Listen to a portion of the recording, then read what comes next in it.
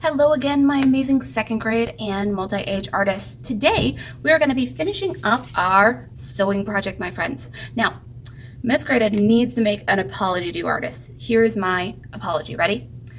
I'm sorry that I tried something really hard for the first time, my friends, and tried to teach it virtually because this was tough. Oh my gosh. And you artists did such an amazing job of trying. I'm so proud of you, friends. I know some friends might not have even gotten their button sewed. Maybe you just glued your button on, you used your pipe cleaner. Maybe you weren't even able to do some of your knots and stitching. But you know what, my friends? You tried. And like I said, this is something tough that we are learning, okay? So if all you did last week was maybe just thread your needle and maybe tie a knot, even that is something, my friends, okay? Today, hopefully, you'll be able to do some more stitching with us. And if not, thank you for trying, okay? Like I said, this is something really hard, and Miss Graded is kind of cuckoo for trying to teach this virtually, my friends, okay? So that was my sorry. I hope that you artists can forgive me, all right? Now, let's go take a look at what we need to go finish our sewing project, my friends. All right, friends, so once again, go ahead and take everything out of your sewing kit. Go ahead and grab out that handout that is in your art folders. That way you can look at that for reference. Now, again, even if you didn't get any sewing done last week, you didn't do your button, that's okay. As long as you tried threading your needle and also tried tying some knots, you are good, my friends, okay? So this week, I need to do a little bit more tying. I'm going to tie up a few of my strings. I'm going to show you how to do that again.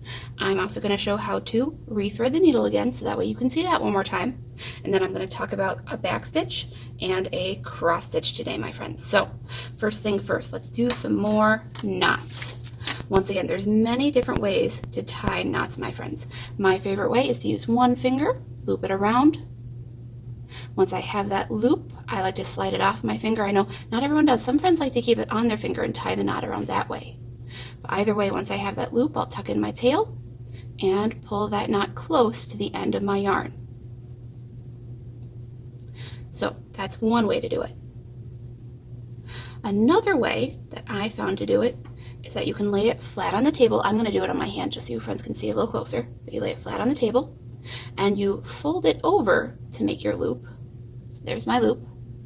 And after I have it folded over again, I'd be on the table so I could use both hands, and I would just tuck this tail inside of that loop to make that little pretzel again. So there's my little pretzel. Once I see that, I know I have a knot and I can pull it. Again, try to get it close to the end of your yarn. It's okay if it's not all the way at the end, but it shouldn't be in the middle of your yarn, okay?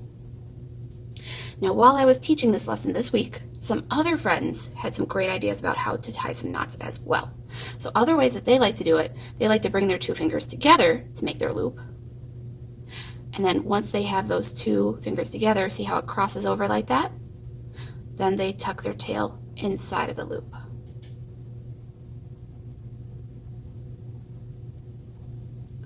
And another way again, my friends, in case you want to try another way, like I said, you can also loop it around and tie it there. Sometimes I even use two fingers to loop it around. That way it's easier to kind of separate my fingers and put the tail end in between my two fingers then to tie my knot. So I can see that knot there. I'll slide it off now and pull it tight. Now today, artists, you only need actually 2 more pieces of yarn. I gave you some extras just in case some fraying happened, okay? I think today I'm going to go ahead and start with my green. Now again, remember the knot end is the back end of your yarn. The front end is where we want to put on our sewing needle, and it's really important that you hold that end right. If your fingers are way back here, it's going to be impossible to put that thread on because your yarn is going to want to bend. Make sure that that yarn is all the way at the very tips of your pincher fingers. It's okay if you can see it a little bit, otherwise, like I said, I like to make mine disappear before I put my eye of my needle over top and wiggle down to pinch. Again, that's one way to thread. Another way to do it, my friends, you can lick this end, making it into kind of a sharper point. Again, you want to pinch close to that end and then push it through. Make sure that you get all of the yarn on this side before you pull. I know some friends were having a hard time where only a little bit of their yarn was maybe going through and then they were starting to pull. So if it looks like this and you only have a little bit coming through, watch what happens, my friends. Uh-oh, I have some bunching that has led to fraying. If it kind of looks weird like that, that is another way that it could fray. Easiest thing to do, just give it a fresh haircut right below that, my friends. So I'll go ahead, cut it right below, and now I have a nice flat, fresh haircut on my yarn, and I can try again. I'll try to put it through. Once I see all that yarn on the other side, even using a little bit of my short fingernails right now to push it all the way through, then I can pull. Remember, we don't want to have a really short tail, but you don't also want to have a really, really long tail. If your two pieces are the same length, that's not going to work, okay? Try to make it look a little bit like this, my friends. I've got one really long piece for my knot, and then I've got a kind of about a hand length of what I call tail, okay? So again, if you need to pause the video, try that again. Even rewind the video and go back and try it, my friends, whatever you need to do, okay? But now we're going to jump into our sewing stitches. Our first stitch today is called a back stitch, my friends, because we stitch forward, like on the running stitch, we go under, and then we go backwards to help create a straight line. So on the front, what you will see is what you see here on my blue yarn, friends. It will be a straight line of stitching. Now again, you can create a shape if you'd like, or you can also just create a line.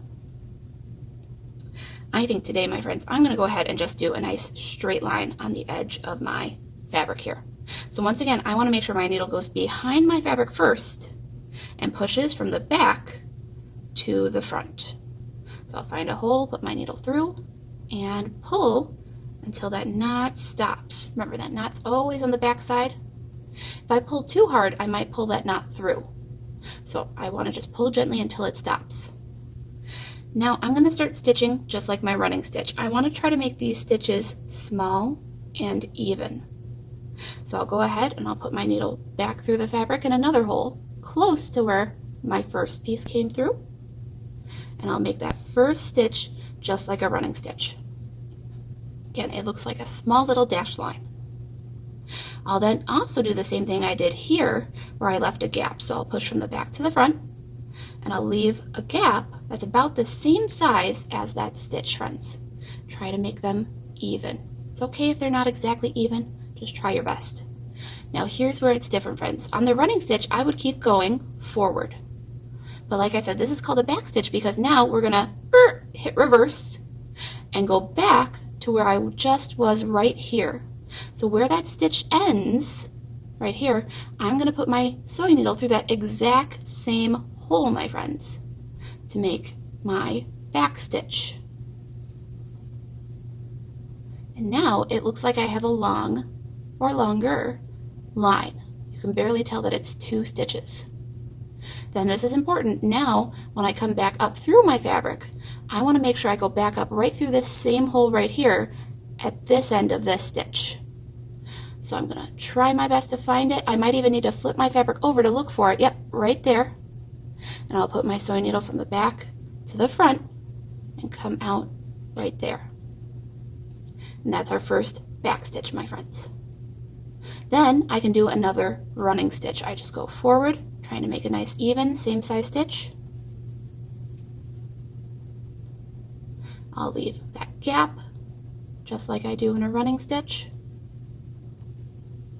And then I'll put it in reverse, just like a car. Go backwards, back to this spot right here, pushing through to continue my line, my friends. Then, like I said, I'll come back up at the bottom here. Again, if I need to flip over and look from the back side, I can to find that exact hole that I came through before and continue making that one line. So far I've done 4 stitches here. Here's what the front looks like. It looks like a straight line right now. And here's what the back looks like, my friends. It looks like 2 thick stitches side by side next to each other. And there's gaps just like on our running stitch. And that's exactly how it looks here. On the front, it's a straight line. And on the back, there's gaps. So I'm going to keep going, doing my forward and backward stitch, making my line. Again, if you want to try making a shape with this, friends, you can as well. Just like how I did on my running stitch, I would just turn at some angles, or you can try a nice easy line. There are other ways to make this stitch as well, my friends. You can turn your line as you go. For example, right now, instead of continuing straight, maybe I could make a zigzag line by going forward and backwards across, just like how I did right here.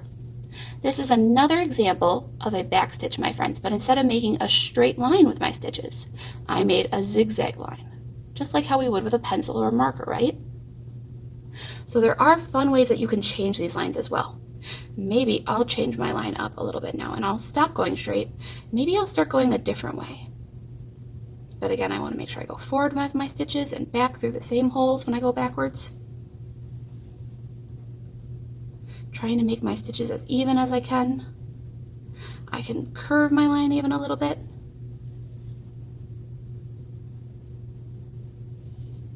But it should stay one solid line. There shouldn't be any gaps like you would normally see in a running stitch.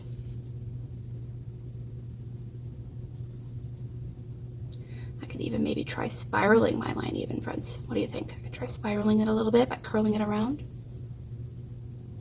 However you want your line to move is up to you, artists. You don't have to make a design.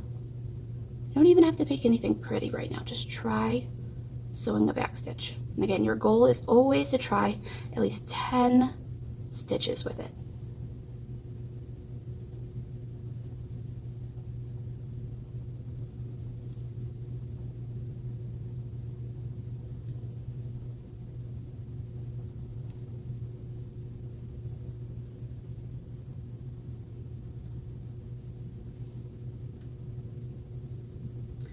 Now, as with before, whenever I want to finish sewing, I need to make sure that my sewing needle is on the back side of my fabric. So I think I'm going to stop here in the middle of my spiral. Look at that. That's kind of fun, right? Now my sewing needle and my thread is on the back side, artist. Once again, before I can cut this extra string off, I need to tie another knot just like how I have here. But once again, it's really important that this knot isn't at the end of the string. We want to put it as close as we can to the fabric. So once again, try out one of those ways of tying your knot, whether it's looping it around your finger and putting your sewing needle through, whatever works best for you to make your knot close to your fabric. And remember, once you start to see that pretzel, use your pincher fingers to push your pretzel down as you pull the long string out to make your knot go close to your fabric. I'm going to even make a second knot right now just to make sure that mine doesn't pop out. Again, you don't have to do a second knot, friends. You do have to do one knot and then cut your extra string away. But make sure you leave a little bit of a tail. So here's what the back side of my back stitch looks like. And here is the front, my friends. Now, artists, if you ever need to take a break in the middle of an art project, that is okay. If you need to go grab a drink of water, use the bathroom, even just leave and come back another day, that is okay. This would be a great place to stop for today and put your materials away and come back for the second half of our lesson about learning how to do a cross stitch next.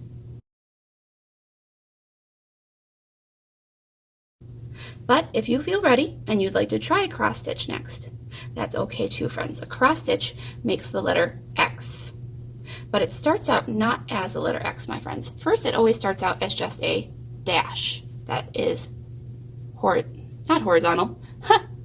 My gosh, I can't think of the word right now. Diagonal. Sorry about that, friends. A diagonal kind of line. So not straight up and down, not side to side. It's kind of tilted. So I'm going to grab one more piece of string out today. Again, you have extra string there, my friends, in case you really love this and you want to do some more and try some more different things, like making some zigzag lines or some different spirals. Whatever you want to do, okay? So I went ahead, I threaded my needle. Now it's time to do some cross stitching, friends. So once again, I'm going to start, I think maybe I'll do some X's up here. So I'm going to start from the back side, push through. Remember, stop when you feel that knot stop. And like I said, even though right now these look like X's, if I take away one of these top lines, they would just be diagonal lines. So here's what I'm going to do. I'm going to go ahead diagonally across my fabric for my first part.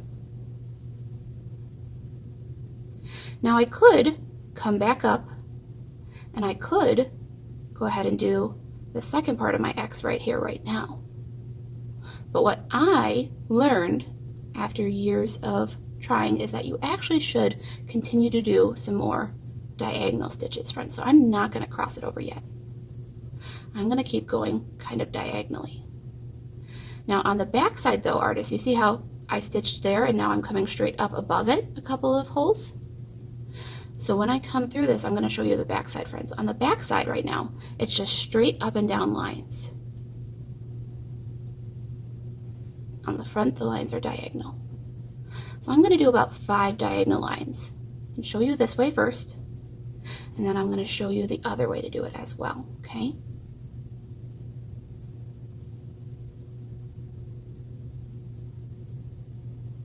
And this is just like our same running stitch. I'm going through the fabric, going forward and backward through it. I haven't done any back stitches this time. So there are 5 diagonal lines. Again, on the front, they're diagonal. On the back, they're straight up and down. Now I'm going to change directions, my friends. This time I'm going to come up here like I was going to do another diagonal. But watch, I'm going to go back across now diagonally the other way. And I'm going to land first in this hole right where that diagonal line ended. And there's my first cross stitch or X. I'll then come up to this part of that diagonal line, right where I was before, and I'll do the same thing. I'll go down to this part of this diagonal line. There's my second X. And I'll keep going, doing that pattern. Coming up to this top part of this diagonal, going down to that part. So this is the correct way to do it, artists. But again, this isn't the only way. I'm going to show you the way that I used to do it before I knew the right way to do it. So there's my first 5 X's. You could make them really big X's if you want, or small X's. And again, on the back side, it just looks like some straight up and down lines right now. So let's try it a different way, my friends. This time, I'm going to make each X as I go. So I'll start with that diagonal line, and I'll come up like I'm ready to make another diagonal line, but this time I'm going to cross and make my X right away. And then I'll come up here to this corner, and I'll do the next diagonal line.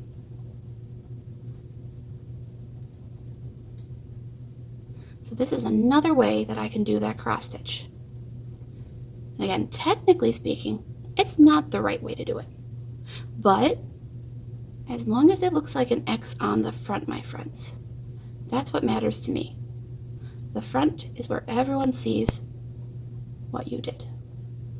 The back, on the other hand, I'm going to show you the back after this stitch in a moment here. The back is going to look kind of different. It's going to look like straight lines with diagonals. Ready? Here we go. See there? That's how it looks on the back side. Instead of having just straight up and down lines, it has diagonal, straight, diagonal, straight, diagonal, straight. And that's the difference. So remember, your goal is to try and do 10 cross stitch. So here I have, this is my 9th one. I'll just do one more, and then we'll call it good for today, friends.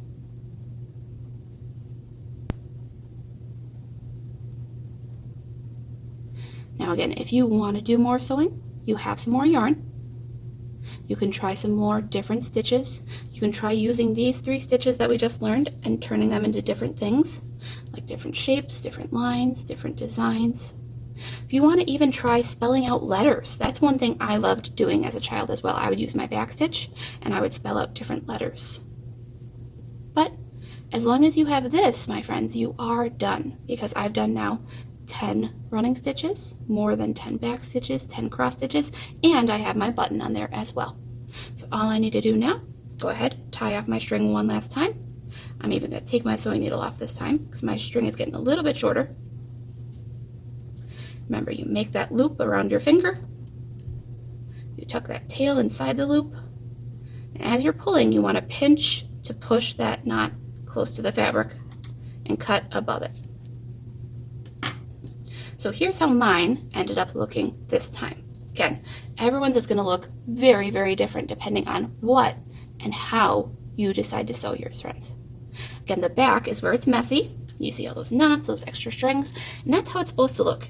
Even if yours maybe looks even more messy, like you have lots and lots of different strings back here, that's okay as well, friends, okay? Remember, even when I was young, my backs did not look this clean. They were very, very messy, and there's lots of strings going on. But now that you have tried your 3 stitches in your button, all you have to do now is turn this in on either Seesaw or Artsonia with a picture so I can see your 3 different stitches and your button, my friends, okay? Thank you again for trying sewing with me. I know this was hard for many friends. It is a very challenging project to do at home, but I am very, very proud of you, friends. All right, artists, I'm going to say my BYE, and as always, have fun creating.